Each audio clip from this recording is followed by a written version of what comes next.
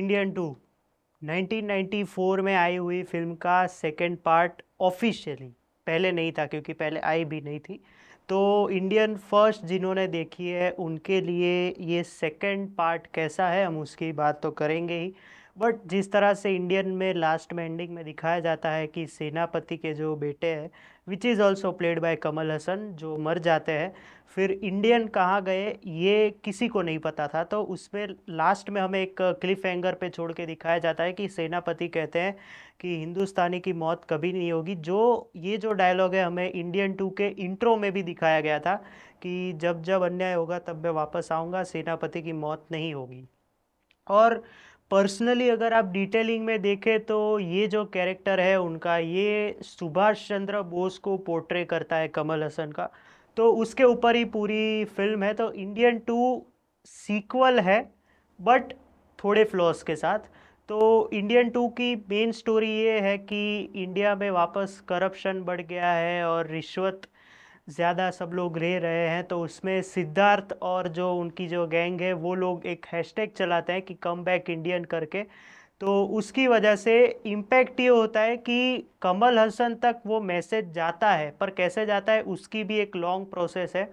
ऐसे ही थोड़ी 3 घंटे की पिक्चर है। हाँ, तो उस हिसाब से वो प्रोसेस में वो जब कमल हसन तक मैसेज जाता है तो वो वापस इंडिया में आते हैं। उनके सामने जो नेडू मुडी वेणु जो थे, जो पहली फिल्म में भी थे, उनका जो बेटा है वो आता है। मतलब उसको ये टास्क दिया जाता है कि मैं अपना जो एक अनफिनिश्ड केस जो सॉल्व कर नहीं पाया वो तू सॉल्व करना, कि हिंदुस्तानी वापस आ रहा है तो तू उसको पकड़ लेना और उस हिसाब से तू मेरा केस सॉल्व कर देगा। क्रिस्टोफर नोलन की पिक्चर थोड़ी है कि तूने कर दिया तो मैं हो गया, मैंने कर दिया तो तू हो गया। चलो कोई बात नहीं। तो इंडियन टू ओवरऑल ये एक ऐसी फिल्म है कि आपको एंटरटेन करेगी, बोर भी कहीं कहीं कहीं पे करेगी, स्पेशली सेकेंड हाफ में। तो शंकर को ना, मैंने जब इंडियन टू एन इंट्रो करके जो वीडियो आया था उसमें एक कमेंट देखी थी मैंने कि शंकर को पता है कि नॉर्थ इंडिया के जो लोग हैं उनको टारगेट कैसे किया जाए। मतलब वो सारे फ्लेवर्स लेके आते हैं, वो होता साउथ का ही है। लेकिन उसमें जैसे कि मैं अगर इंडियन टू में बात करूँ तो बॉलीवुड के गाने डाले हैं, एक जॉनी लीवर का जो एक सीन था किसी फिल्म का वो डाला है।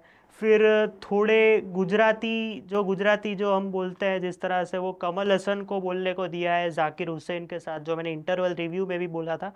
फिर पंजाबी लोग हैं उसमें पंजाबी में बात करते हैं पीयूष मिश्रा के साथ। तो उन्हें पता है कि लोगों को क्या पसंद है, बट वो अपने हिसाब से देते हैं। और जिस तरह से लोकेशंस पे शूट किया है, मतलब ओवरऑल इंडिया में किया है, और ताइपेई करके जहाँ पे सुभाष चंद्र बोस की डेथ हुई थी तो वहाँ का भी लोकेशन लिया है। तो डिटेलिंग तो शंकर में है ही कि वो डिटेलिंग में काम करते हैं। इवन रोबोट 2.0 में भी जितनी डिटेलिंग थी कि मतलब जिस तरह के लिए बर्ड को लेके थी या फिर रोबोट्स को लेके थी, तो वैसे ही डिटेलिंग का काम इसमें भी किया है। लेकिन अगर हम नेगेटिव्स या फिर फ्लॉज की बात करें, कि जैसे कि फर्स्ट मूवी में जो थे तो उनकी कमल हसन की वाइफ थी, उनकी बेटी तो चलो मर गई, बेटी बेटा दोनों मर गए थे, लेकिन उनकी वाइफ थी, फिर मनीषा कोइराला थी और उर्मिला मातोंडकर थी। तो ये तीन का जो कॉम्बो जो था, मतलब ऐसा हम बोल सकते हैं, वो सेकंड पार्ट में किधर है ये कहीं पे बताया नहीं गया है। अगर सीक्वल कुछ बनाते हैं तो कुछ आइडिया दिया जाता है। मैं पहले जब गदर टू का मैंने रिव्यू लिखा था तो मैंने उस पर बोला था कि अमरीश पुरी की जो इसमें डेथ दिखाई गई है ना, वो ऐसी डेथ दिखाई गई है कि ना उसके परिवार में जो सकीना थी उसको अफेक्ट कर रही है, ना किसी को कर रही है, बस सीधा सीक्वल में डाल दिया है। ऐसा अगर कुछ डाल भी दिया होता लॉजिकली तो कोई प्रॉब्लम था नहीं। दूसरी एक और चीज़ जो है कि सीन्स बहुत ड्रैग किए हैं इसमें। जैसे कि फर्स्ट हाफ में अगर मैं बोलूँ पर्सनली, तो जैसे ही एक गाना जो 25-30 सेकंड का होगा वो डायलॉग्स के साथ जो चलता है, वो ख़त्म होते ही दूसरा गाना एक सीन के बाद आ गया है। और कुछ सीन्स जो ट्रेलर में दिखाए गए थे वो फिल्म में नहीं है, जो कि मैंने अभी ट्रेलर देखा तब मुझे पता चला।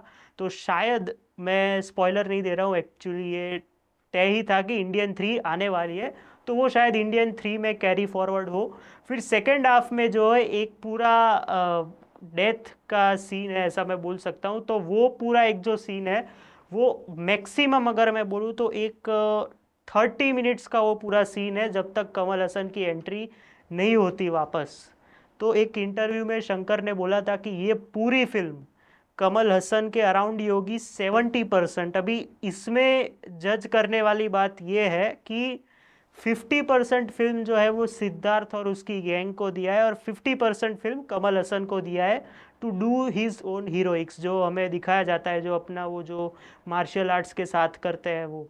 तो ओवरऑल इंडियन 2 एक अच्छी फिल्म है, बट फ्लॉज हैं। तो शायद इंडियन 3 में किसी ने तो ऐसा भी बोला है कि इंडियन 2 इंडियन 3 का 3 घंटे का ट्रेलर है, तो मुझे पता नहीं कैसे बोला है, बट ठीक है। मतलब इंडियन 2 एंटरटेनिंग है, आपको कहीं पे बोर नहीं करेगी। वो जो टाइम पास फैक्टर वाली फिल्म होती है वैसी वो फिल्म है। और एक मैं एज अ फैन बॉय बोल सकता हूँ कि अनिरुद्ध रविचंदर इस फिल्म के मतलब जो बैकग्राउंड म्यूजिक या फिर ओवरऑल म्यूजिकल जो नाम दिया था अनिरुद्ध म्यूजिकल, कोई एंगल से पहली बार एक गाना जो कमबैक इंडियन है वो ठीक है, लेकिन कोई और गाना ऐसा नहीं लगता है कि जो अनिरुद्ध ने बनाया, क्योंकि उसने अपना एक अलग पीक बना के रखा है फिल्मों में। तो वो इसमें शायद एज अ म्यूजिक आर्टिस्ट दिखा नहीं, तो डिसअपॉइंटेड उस हिसाब से हूँ मैं।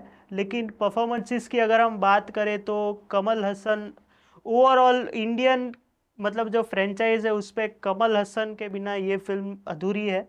इंडियन कमल हसन इंडियन के बिना अधूरे हैं। तो ओवरऑल उनका एक्सप्रेशन से काम या फिर प्रोस्थेटिक्स में जो उनको जो अलग अलग मेकअप या फिर लुक्स दिए, स्पेशली जो एयरपोर्ट वाला आप लुक देखेंगे, वो जब आप देखेंगे तो आपको लगेगा कि इन्होंने सिनेमेटोग्राफी में वीएफएक्स में तो उतनी मेहनत की है जितना आप देखेंगे विजुअली अपीलिंग है, लेकिन उतना ही प्रोस्थेटिक्स में भी इन्होंने अच्छा काम किया है, आपको दिखेगा वो। तो कमल हसन ओवरऑल कमल हसन की ही फिल्म है, उनके एक्सप्रेशंस, उनके जो एक्शन सीक्वेंसेस है, फिर इसमें जो उनका जो एक सीक्वेंस है सिक्स पैक्स के साथ, वो जिस तरह से इंट्रोड्यूस होता है, तो वो एक वाव मोमेंट वाला जो सीन था वो एक अच्छा सीन था। फिर सिद्धार्थ का काम ऐसा है कि पर्सनली अगर हम बोले तो सिद्धार्थ को फर्स्ट हाफ दिया गया था, मतलब फर्स्ट हाफ की इंटरवल की 30 मिनट के पहले।